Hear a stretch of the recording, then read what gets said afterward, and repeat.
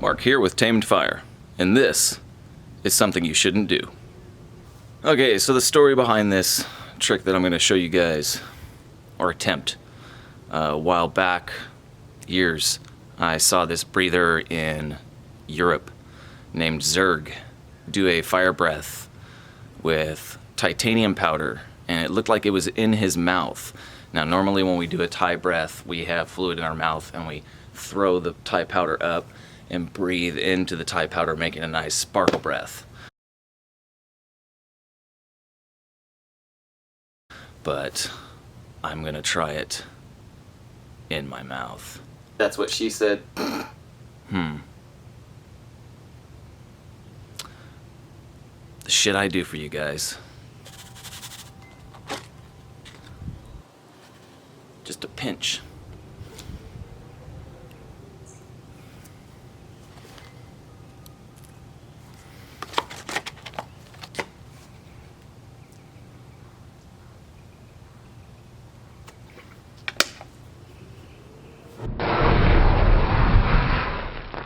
A little more.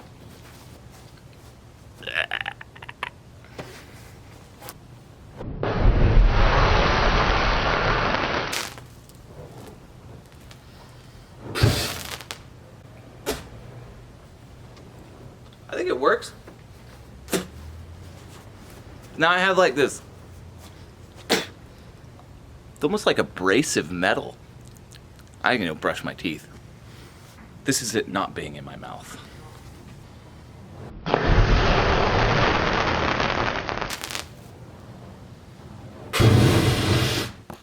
So some final thoughts on the titanium powder in the mouth versus in the hand.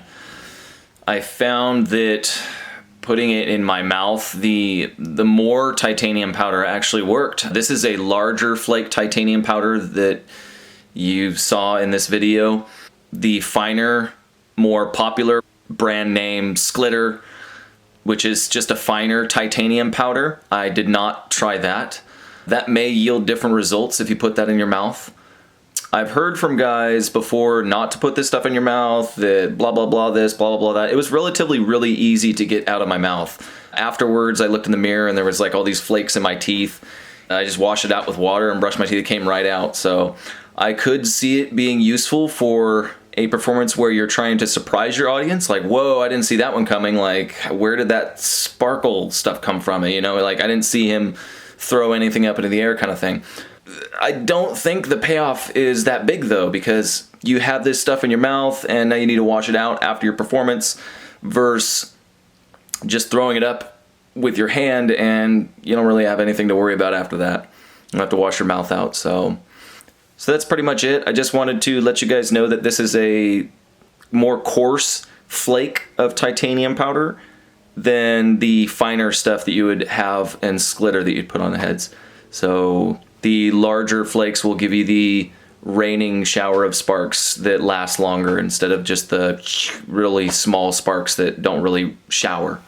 You want those star effects, the, you know, coming down when you do a sparkle breath. You don't want it to just sparkle and then that's it.